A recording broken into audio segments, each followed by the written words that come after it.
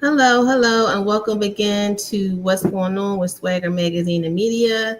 Today we have a special guest, Jewel the Gem. She's a multi-awarded speaker, educator, entertainer, and survivor of domestic violence. Named one of Go Magazine's 2023 Women We Love, she co-founded the Black Queer Freedom Summit and created the Sunday Survivor Series. Her second EP, Heal Out Loud, released earlier this year, extends her international healing advocacy through music. Jewel continues to create spaces that center Black queer survivors, joy, and liberation worldwide. So let's bring Jewel on. Hello. Hello, hello. So happy to have you. You look so pretty. Thank you. My little pops of color, how we Yes. do. Okay. I love it. I love it. Thank you. So I'm glad to have you here. So before I get started with my questions, do you want to just give a little bit more of an introduction about yourself? Yeah, I feel like, bios are very formal. We love Yeah. that, right? Some accolades. But, Right. if I was to ask some personal things, I am from Brooklyn, East New York. I Okay. am a September Virgo, Okay. Okay. and I'm married. And I have a toy poodle who is also a Virgo. So Okay. those are like my little fun facts. And I do live in Okay. Atlanta. I don't know if that was in the bio, but I live in Atlanta. Mhm. Okay. So yes, my bestie cousin is a Virgo, September. So shout Yeah. out to you because she's a Yay. very dope person. Love Um, and how did you say you're from Brooklyn? I am. How did you end up in Atlanta? Well, during COVID, it was a great time to honestly transition to a new city. Things were just moving slowly, in different parts. And I think it was just a great opportunity for a fresh start. Being able to bring work remote, being able to build community in a new city. Like I said, when things were kind of already in transition worldwide, it was a great time to just pick up and go. And that's what I did. Okay, I love that. Just picking up and going and starting over. A lot of Yeah, times, what you're looking for is not in the city that you're in. So I love that. exactly. And that was exactly the case for me. Okay. How long Yeah. have you been married? I have been married for about 3 years. Okay. Hmm. Okay. And So how's yeah, that been? marriage is a transition. Yes. Yes. Marriage is a Okay. transition. I feel like I'm a very headstrong, like independent thinker and very, curation of self-care and just self-love and just did the work. And I feel like marriage allows me to expand and say, like, how do we restructure autonomy? How do we restructure the freedom so that you can make space for another person? And so that has been very healing for me. So definitely growing pains, but also some growth joys in it as well. Okay. I love it. So, so you have a platform, and you turn your survival into a platform for empowerment. So how has your journey with domestic violence, how has it shaped the work that you do today? So when I think about the work that I do today, like currently I do consulting with some Black women out at a nonprofit in New York. So luckily I'm able to work virtually. And I feel like that is really the core when I think about survivorship, and I think about the core is really being able to pour into self and Mm-hmm. to also have a community of people who have similar experiences, who look like you, who talk like you, who maybe just can mirror some things, and just kind of having that community of support. And so I'm just such a curator of support spaces. I strongly believe that support spaces are healing spaces. And Mm-hmm. while it is very beautiful to be able to, you know, learn and heal on your own, it is so empowering to be able to heal with other people. So I feel like that's how my work has transformed now. Just being able to provide that support. I love that because community is important. Just in general, I think we're lacking that in a lot of spaces. But especially when you are a survivor of domestic violence, a lot of times you carry that and don't say anything to anybody. And a lot of people don't know. And for myself, because I consider myself a survivor as well, I didn't Yeah. understand that while I was in it, what it was until I got out of it. So I didn't really Yeah. share with anybody. I didn't Mhm. have a community of people to talk to, Absolutely. because I didn't even realize, what it was. So I love that you do that. Hmm. Yeah, isolation is often part of the abuse, right? And I think there's Hmm. like an embarrassment. Like I know when I was navigating different situations, I felt embarrassed to tell friends or to tell different people who were close to me about what was going on. And usually I didn't tell them until once I left the relationship. So I think just continuing to be in support, in a supportive space, in supportive communities, and just kind of exercising that space, co-creating a safe space to say, hey, no matter what's going on, I don't judge you. We love you. We support you. I think that that's critical to not be isolated. True. And Yeah. so at the Black Educated Lesbians Conference, what Hmm. message are you most passionate about sharing with the attendees, especially other survivors? Yeah. I'm most passionate of sharing that there is hope, joy, and healing on the other side. When I think about the date of this interview today and getting this verdict from the Hmm. Diddy trial, I think that for a lot of survivors like myself who has been following the trial, it feels like a smack in the face to survivors. It makes us feel like, what's the point of speaking our truth? Is there joy on the other side? If you think about Cassie, who testified while she was literally 8 months pregnant and putting her body through the duress and stress of that. So I think another element is that if you have it within your capacity to share your story and your truth, do so, but also give yourself grace if that's not what you want to do as well. Because Hmm. we see that survivors are not believed, and we see that justice doesn't always happen for survivors. And so that other element of doing what feels best for you, but still have that hope and still have that joy and healing, whether you decide to heal out loud and share, or you decide to keep it close to the chest, which I totally now understand more than ever. Yes, that's so true. And you see it all the time. Every time a story comes out, all the comments, everybody is saying the same thing. Why did they wait so long to say anything? Or why are they saying something now? Or why didn't she do this? Why didn't she do that? Why, you don't know until you're in that situation. And I think it's important that women support women in these situations. And again, like I definitely feel bad for Cassie because she's probably like, I did all this for nothing. So, Yeah. And oftentimes, I think about bringing it into the queer perspective, to the trans perspectives. In queer and trans relationships, domestic violence happens as well.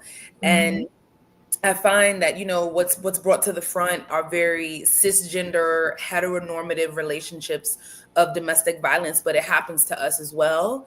And I think it's important for us to speak more about that in community, and for us to notice when we are in relationships, what ways are we being toxic? What mhm, ways are we learning from this cis heteronormative way to be with really tight gender roles, and not healing from our trauma, not mhm. nurturing our inner child, and what are the ways that we need to dismantle our toxic traits so that we do not end up being the perpetrator or the person who is receiving the violence in the relationships. And so I think that's important as well, to uplift that it happens when it's a non-binary person and trans person, it happens with two women, it happens with two men. It happens in so many relationships. It doesn't matter if you are the strong person. Like I was Mhm. always told, well, how could you navigate that? You are a leader in community, you speak out loud for racial justice. Like, how could this happen to you? And I think that we need to move away from those conversations. A survivor looks like our mother, our father, our non-binary Mhm. siblings. Like, there is no typecast. And so, yeah, I think just really making space for the multiple ways it shows up. And I think it's important to have these conversations on all platforms because a lot of people don't think about it in the queer and trans, just the LGBTQAI plus, I believe it is, Yep. community.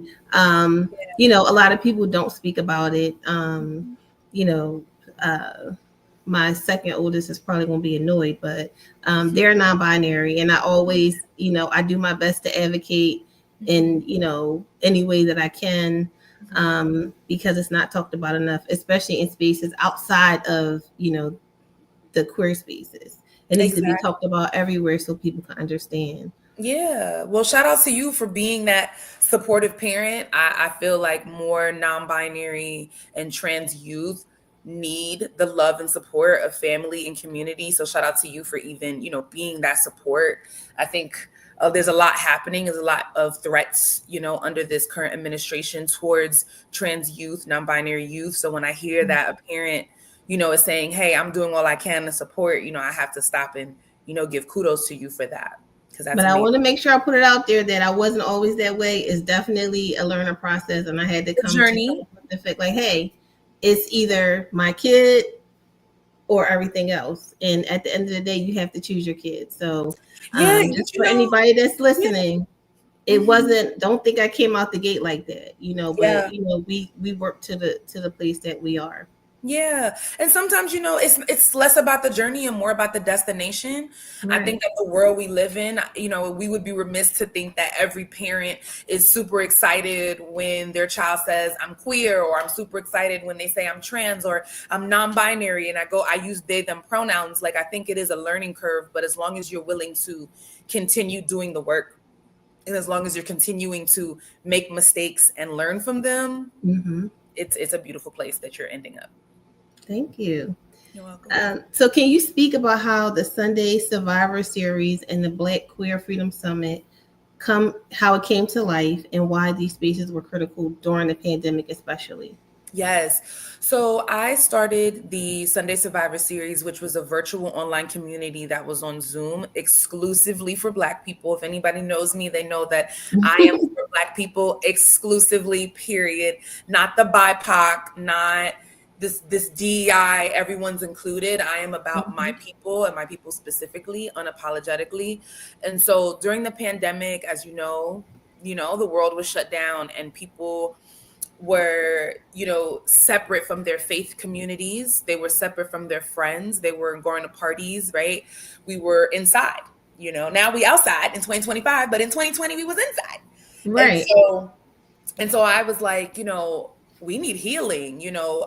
For full transparency, both of my grandmothers passed within 6 days of each other in April of 2020. Mm, so sorry to And hear. and that was so hard for me, and a lot of my friends lost family and friends, and we're watching on the news, right, the millions of people who passed. And so I was like, I really wanted to create a virtual community where Black folks can come together, digitally, which is Mhm. the safest way, Right. and get a chance to talk about inner child healing and shadow work, and how to venerate and honor our ancestors, how to move our bodies. We had twerk sessions on the Zoom. you know oh yes, we had our playlist. Like, people literally was like, this is church in so many ways, because we were Hmm. moving our bodies. We're getting upbeat, motivational, energy. And there would be upwards of 100 people who would be on the Zoom Wow. every other Sunday. And so the way that I had it structured was that one Sunday we would be on the Zoom and we were going through these different workshops for 2 hours. And then the off Sunday, I was doing IG lives with different Okay. healers in community, and that was accessible to anyone who wanted to hop on, but only spoke to Black people. So, Okay. that was my vibe for Sunday Survivor Series, and that went on for 16 months. After Sunday Survivor Series, community were like, we still need a space.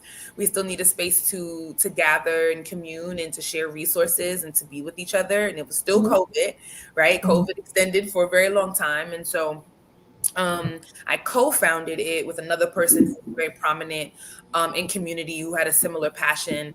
And so together we curated the summit. We did it for 2 years, and we were able to secure sponsorships, and we had Wow. guest speakers. One time we had a DJ, like I said, all virtually, so people were able to hop in. And we talked about wellness. We talked about just different ways that we can think about how we showed up as Black, queer, and trans folks, in religion, in history. So we were able to kind Wow. of get this foundation of, we've always been here. So Right. it was a great space to curate. And then that happened from 2022 and 2023. So, I've been really blessed to have a lot of people follow and say, hey, what you curate, I'm going to be a part of. And I think that's a blessing, because you can curate a space and people won't tune in, right? And they Yeah. won't trust you. And Mm-hmm. I've just been very grateful that people in community trusted me to essentially play this like shepherd role and say, hey, y'all, like, Yes. let's do this together. Let's heal together. So that was that. And I think it was just, I'm really blessed to have the honor of curating those spaces. I love that. And the fact that you had such a great turnout lets you know that it was needed. It was Yes, time. Yeah. definitely needed. And people was tuning in from different continents, Black folks from Wow. Germany. People were hopping in with their children. We had sound healing. So I had Wow. this one person was like, my baby will not sleep, but if when I hop into that Zoom and y'all have the sound bowls, my child is Mhm. sleeping. So we Wow. had babies on there, we had elders on there. So it was a really dope space. Yeah, it sounds like it. I wish I would have known about that then. Yeah, That and it would have was been. also free. Mm-hmm. That was important too, to have it be free and accessible. Yeah. I love that. Yeah. So your recent EP, I had mentioned that Heal Out Loud. Mhm. Um, how does your music serve as a continuation of your advocacy for healing?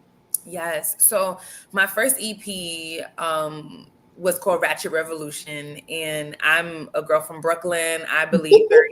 I know I got my Ratchet short nails. Revolution, that's what you said? Yes. Okay. And so, I got my short nails on now, but I'm usually long nails. I love a good bamboo. I love the long braids, the colorful braids, and I think it's important to embrace those things as part of culture. So that's kind of that ratchet side. I love the twerk and all that. But the revolutionary side is that, I have a very strong history with activism. First, honor to my ancestors, because they were Haitian, and Haitians really opened the door for Black revolutionaries. So that's ashe to them first. But my activism runs very deep, and so that's the revolutionary part. So I, on that EP, had songs about popping out and being with your friends and twerking at a cookout, to talking about police brutality Mm-hmm. and how Black cops are sellouts, right? So that was that compilation. My most recent EP, Heal Out Loud, is still kind of that survivor centered space. I talk about, my inner Black girl, called Dear Little Black Girl, starting off the album with that.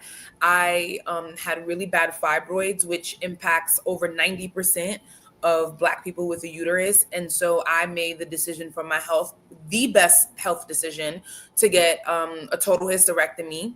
Mm-hmm. And so, writing a song called Body Flow, actually, my wife wrote the song called Body Flow, really Okay. uplifts everything that my body has navigated as a survivor, and navigating health issues, and now being able to feel at peace in my body. I talk about my journey for self-love. So I utilize my music as a way to amplify healing on all levels. I even have a song on there about my mom and my dad, because I don't talk Mm. to my parents due Mm. to boundaries and self-preservation. Yeah. My dad, we speak from time to time. I wouldn't say I don't speak to him fully, but my mom, we are no contact. And so I write a full song about that, So Mm-hmm. it's really an opportunity for me to say, hey, if you're navigating these things, you're not alone. Mm-hmm. Put this on when your mom is getting on your nerves. Put Yes. this song on when your partner getting on your nerves. Put this song on when you don't care. So really wanting that to be the soundtrack towards people's healing. Mm-hmm. I Yeah. love that. Like you're so creative. Well, obviously we can tell that you're creative, but I love that. And being able to share and heal people through music, in addition to all the other things you're doing, is really dope. Now, I want to ask you about people who are still in silence, afraid to share or Mhm. even begin their healing journey. What would you say to someone that's still sitting in silence? Not necessarily that they have to come out and have a platform for it, but what would you say to them? Somebody that's sitting there holding it in. Yeah, as a spiritual person, I feel like the silence is broken when you are able to tap into a spiritual outlet. If you're Christian, that can be God, that can be your Bible. For me, I'm more of the African traditional, religion. So I go to my altar and I talk to my ancestors, right? If someone is Buddhist, they might go speak to Buddha, right? Right. And so to me, Or even if you're about nature and you're anti-religion in these ways, go to the water and speak to the water, go earthing and go into the and speak to the trees on a nature walk. So I think that speaking our truth, even if it's not on a platform or to an actual human, Mm-hmm. is okay. Like I said, especially in this day and age where we're not believed and it doesn't feel like a safe space to share. So I think just being able to admit it to ourselves that this has happened. Mm-hmm. Oftentimes survivors, we were very gaslit.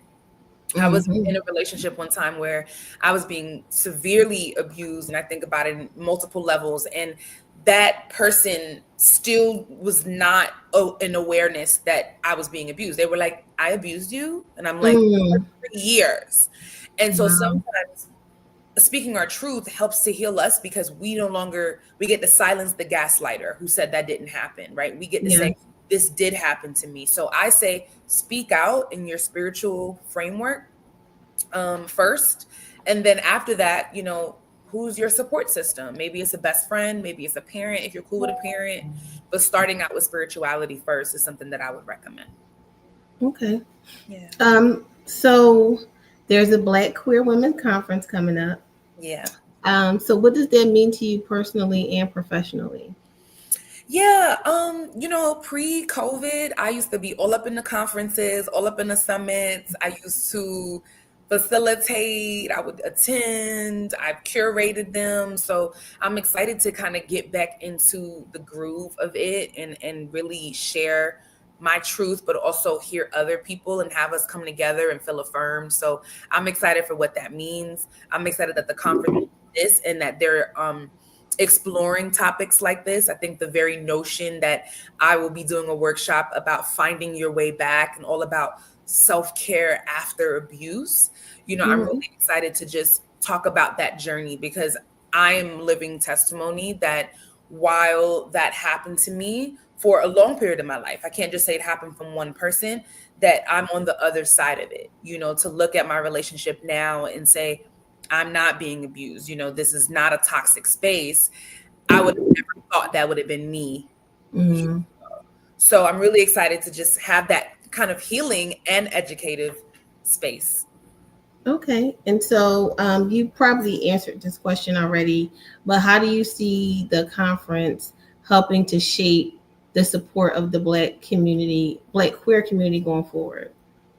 Yeah, I feel like any space that is specifically for us by us is going to be a space that I hope people see themselves in. So they're like, hey, I'm Black, or I'm a queer woman, I'm a lesbian, I'm educated, whatever that means, right? Like I know I have a degree, but that's just a piece of paper Mm-hmm. um, that I, pay loans and stuff on. So for me, Right. we educate ourselves in multiple ways. And so I'm hoping that it helps to shape that even though we are in an administration that wants to silence us, we get to still exist. Even though we're told that we need to go to the back, we need to come to the front. Mm-hmm. And even though we're told to be quiet because we're too much, I'm hoping that this conference allows people to say, no, we see you, we want you to speak up, and you belong here. Okay. So just tell everybody when the conference is, how they can get tickets, and so on and so forth. Yes. So go to Facebook and Instagram and look up Black Educated Lesbians. I know that my day for my workshop will be on September 19th at 12:35. So that's me specifically, but definitely check out the full itinerary. There's so much more information.